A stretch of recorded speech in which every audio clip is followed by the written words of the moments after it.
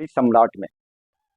मैं सतीश कुमार आपके सामने आज लाया हूँ बीएसएससी के प्रिपरेशन के लिए। मैं स्टार्ट कर रहा हूँ आज क्लास, ये फर्स्ट क्लास है आपका। और बीएसएससी में आप जानते हैं कि बिहार में 11,000 समथिंग का वैकेंसी भेज दिया गया है बीएसएससी के लिए। आपको पता है कि बीएसएससी में जो सिलेबस है उसमें 25 नंबर गणित से पूछे जाते हैं और 50 नंबर रीजनिंग से पूछे जाते हैं, 25 नंबर साइंस से पूछे जाते हैं और 50 नंबर के जीके और जीएस होते हैं। मैं यहाँ पर सभी सब्जेक्टों का प्रिपरेशन आपको कराऊंगा, लेकिन फर्स्ट ऑफ ऑल हम स्टार्ट करते हैं गणित से। क्योंकि आप जानते हैं कि गणित और रीजनिंग जिनका भी स्ट्रांग होगा वहाँ एक सीट, यहाँ 11,000 में एक सीट वो पक्का लेकर के जाएंगे। और जो भी गणित रीजनिंग को छोड़ करके चलेंगे वो जीके जीएस में कितना भी प्रिपरेशन कर ले उनका सिलेक्शन संभव नहीं है, बहुत मुश्किल सिलेक्शन हो जाएगा उनके लिए। तो सबसे पहले हम यहाँ शुरू करते हैं गणित में यूनिट डिजिट से, जो कि गणित का सबसे फर्स्ट लेसन है यूनिट डिजिट। यूनिट डिजिट का मतलब होता है इकाई अंक, इकाई। इसमें हम सबसे जीरो लेवल से हम देखते हैं, आपको हम जीरो लेवल से तैयारी कराएंगे और गणित का जितना भी सिलेबस है सबको हम एग्जाम से पहले प्रिपेयर आपको करा देंगे। अगर आप यहाँ पे अच्छे से प्रिपेयर होते हैं, अच्छे से प्रिपरेशन करते हैं तो कोई भी ऐसा कॉन्सेप्ट नहीं होगा जो आपसे बचा रह जाएगा, आप आसानी से एक सीट पक्का करके जाते हैं। तो सबसे पहले हम यूनिट डिजिट का मतलब होता है कि किसी भी नंबर का सबसे लास्ट वाला नंबर जो होता है उसको हम यूनिट डिजिट कहते हैं। यूनिट डिजिट सबसे पहले जब यूनिट डिजिट को प्रश्न आते हैं, ये कोई भी एग्जाम हो, या बिहार का हो या सेंट्रल का हो, कोई भी स्टेट गवर्नमेंट ले या सेंट्रल गवर्नमेंट ले, कोई भी एग्जाम हो उसमें यूनिट डिजिट से 1 से 2 सवाल जरूर पूछे जाते हैं। वो कई तरह के हो सकते हैं, वेरिएशन देखा गया है इस प्रश्नों में, बट प्रश्न होते हैं। सबसे पहले यूनिट डिजिट में हम सबसे सिंपल देखते हैं कि अगर जोड़ के प्रश्न हो, कुछ नंबर दे दिया गया है जैसे 534, 728, 924 और 724, इसका यूनिट डिजिट बताने के लिए कहा गया।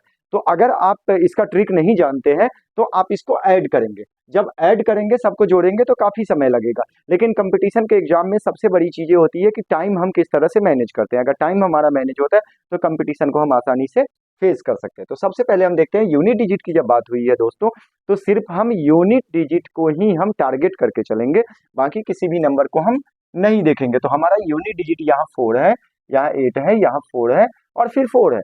तो हम किसको लेंगे? सिर्फ यूनिट डिजिट को लेंगे, इसमें जोड़ है।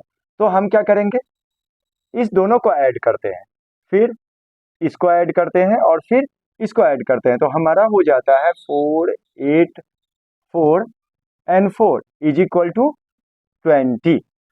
तो हमारा यूनिट डिजिट इसमें क्या आया 20 में? 0। चूंकि यूनिट डिजिट की बात हुई है तो ये यूनिट डिजिट है, ये टेंस डिजिट है। टेंस डिजिट पूछा नहीं गया है, यूनिट डिजिट पूछा गया है। तो हमारा आंसर क्या हो जाएगा? 0 हमारा आंसर हो जाएगा। बस 10 सेकंड में इस क्वेश्चन को आप सॉल्व कर सकते हैं। दूसरा देखते हैं कि जब इसमें, अगर ये तो प्लस की बात हो गई, जब माइनस भी साथ में इंक्लूड किया जाए तो क्या होगा।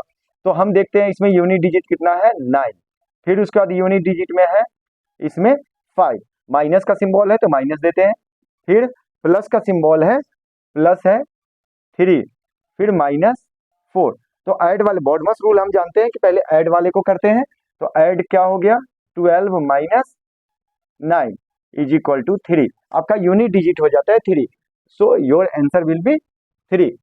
नेक्स्ट में ये तो प्लस और माइनस है, अगर कहीं पे मल्टीप्लाई दे दिया जाए तो मल्टीप्लाई में भी हम वही रूल लगाएंगे कि यूनिट डिजिट को ही हम देखेंगे।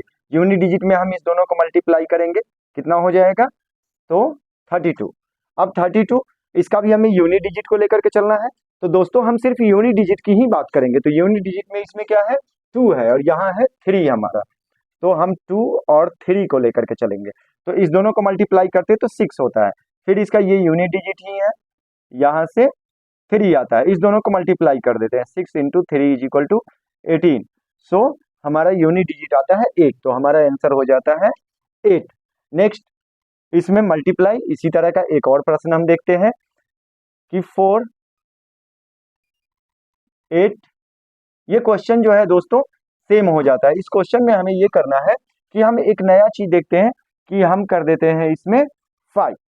जब भी इस तरह का होता है तो क्या होता है कि यहाँ पे कि 5 यूनिट डिजिट 5 है, आगे का हम कोई भी नहीं देखते हैं। जब भी कोई एक भी कितना भी नंबर लिखा हुआ है उसका यूनिट डिजिट अगर इवन नंबर होता है और एक किसी नंबर का यूनिट डिजिट हमारा 5 होता है, तो हमेशा यूनिट डिजिट हमारा 0 आएगा। ऐसा क्यों होगा वो देखते हैं। अगर 5 और 8, यूनिट डिजिट इसका है 3, यहाँ से 5 8 3 और 3 लेते हैं, तो 5 और 8 को मल्टीप्लाई करते हैं तो 40 होता है, और इस दोनों को मल्टीप्लाई करते हैं 9। यूनिट डिजिट की बात हो रही थी, यूनिट डिजिट इसमें 0 है, 0 को हम 9 से मल्टीप्लाई कर देते हैं, तो 0 इंटू 9 इज इक्वल टू 0। तो इसमें हमें सिर्फ ये ध्यान रखना है, इतना कैलकुलेशन नहीं करना है, इसमें हमें ध्यान रखना है कि जब भी किसी नंबर में यूनिट डिजिट अगर 5 आ जाए और दूसरे किसी भी नंबर का यूनिट डिजिट जो है, किसी भी संख्या का यूनिट डिजिट अगर हमारा इकाई अंक इवन नंबर होता है, सम संख्या होता है, तो उसका आंसर हमारा सीधा यूनिट डिजिट 0 आता है। ये कॉन्सेप्ट है। अब ये देख लेते हैं, ये प्लस माइनस मल्टीप्लाई, और ये रूल हो गया 5 और इवन नंबर का। इसके बाद टाइप 2 दूसरे नंबर पे जो आता है, दूसरे तरह का यूनिट डिजिट निकालने के लिए, उसमें आता है कि अगर इस तरह का, ये क्वेश्चन रेलवे में पूछा गया है, इसमें जब हम लेते हैं कोई भी नंबर, यहाँ पे 9780 है, कितना भी बड़ा नंबर हो, क्योंकि हमें यूनिट डिजिट को लेकर के चलना है तो हम यूनिट डिजिट की ही बात करते हैं। कितना भी बड़ा नंबर दिया गया हो, उसके ऊपर अगर पावर होता है, इस तरह का भी तो क्वेश्चन आ सकता है, पावर होता है 573, यहाँ पे 3 के जगह पे या 3 डिजिट का हो, 4 डिजिट का हो, कितना भी डिजिट का हो, इससे कोई मतलब नहीं है। हमें देखना ये है कि 5 जो 3 है, 3 के जगह पे जरूरी नहीं है कि 3 होगा, हमारा 0 हो सकता है, 0 हो सकता है, 1 हो सकता है, 2 हो सकता है, 3 हो सकता है, 4 हो सकता है, 5 हो सकता है, 8 9 कुछ भी हो सकता है। अगर हम 0 से लेकर के 9 तक काउंट कर लेते हैं, इसका मतलब हमारा पूरा हो गया, सभी नंबर उसमें आ गए।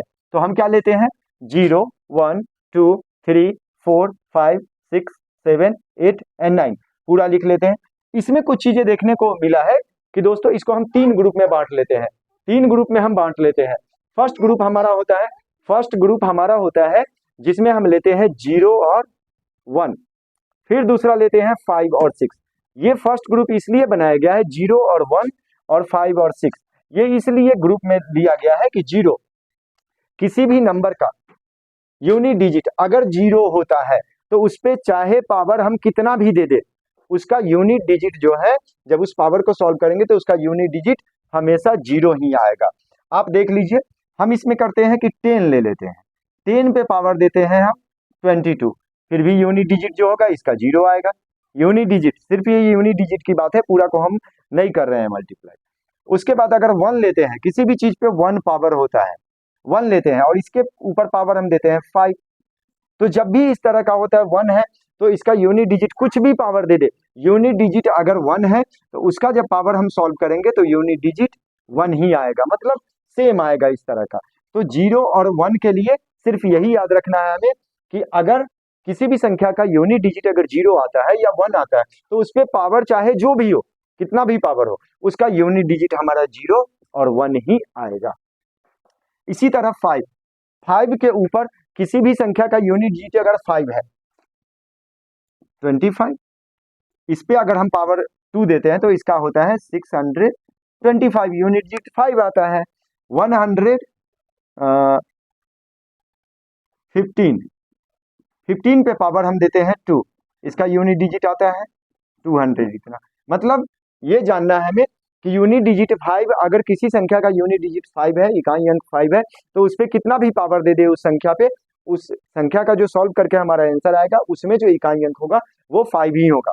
यही रूल 6 के लिए लगता है, 6 के ऊपर कितना भी पावर दे दीजिए, आपको देखना हो तो इस तरह से आप देख सकते हैं। आप प्रैक्टिस करेंगे तो इसको करके देखेंगे, खुद से करके देखेंगे तो ज्यादा सीखेंगे। इस पे हम पावर 1 देते हैं 6 पे, तो कितना हो जाता है 6। अब 6 पे हम 2 पावर देते हैं 36, यहाँ भी 6, यहाँ भी 6। इस पे हम 3 पावर देते हैं 216, यहाँ भी यूनिट डिजिट में 6 आता है।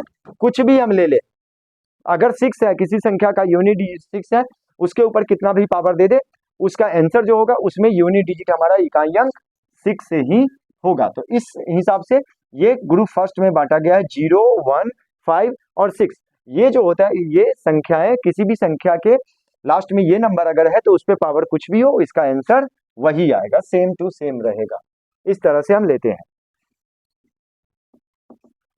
अब दोस्तों दूसरा ग्रुप, सेकेंड ग्रुप में हम बांटते हैं 4 और 9 को। 4 और 9 इसलिए हम लेते हैं इस ग्रुप में कि 4 और 9 में आप करके देखेंगे तब इसको समझेंगे आप। हम करते हैं, 4 पे 1 पावर देते हैं 4 पे 2 पावर दीजिए 16, फिर 4 पे 3 पावर 64, 4 पे 4 पावर 256। एक चीज आपको देखने को मिल रहा होगा कि जब भी 4 पे कोई भी पावर देते हैं, अगर वो पावर ऑड नंबर में है तो उसका जो आंसर आता है उसके यूनिट डिजिट में 4 आता है। और उसी अगर 4 किसी संख्या के लास्ट में 4 है तो उस पे पावर अगर हम इवन में देते हैं तो लास्ट में यूनिट डिजिट जो आता है आंसर में वो 6 आता है। तो जब भी जितना भी बढ़ाते चले जाए हम इसी तरह का आएगा। उसके बाद 9 को हम लेते हैं, 9 के लिए करते हैं हम, 9 में भी देखेंगे आप यही रूल लगेगा कि 9 इस पे 1 पावर देते हैं तो 9, और 9 पे 2 पावर देते हैं तो 81, 9 पे फिर 3 पावर देते हैं तो 729। आप यहाँ पे इसी तरह बढ़ा करके प्रैक्टिस करके आप देखेंगे तो आपके समझ में अच्छे से आ जाएगा। आप जब यहाँ भी देते हैं, जब ऑड नंबर पावर में देते हैं, किसी भी संख्या के लास्ट में 9 है उसके पावर में अगर ऑड नंबर देते हैं तो आपका आंसर 9 आता है, यूनिट डिजिट 9 आता है।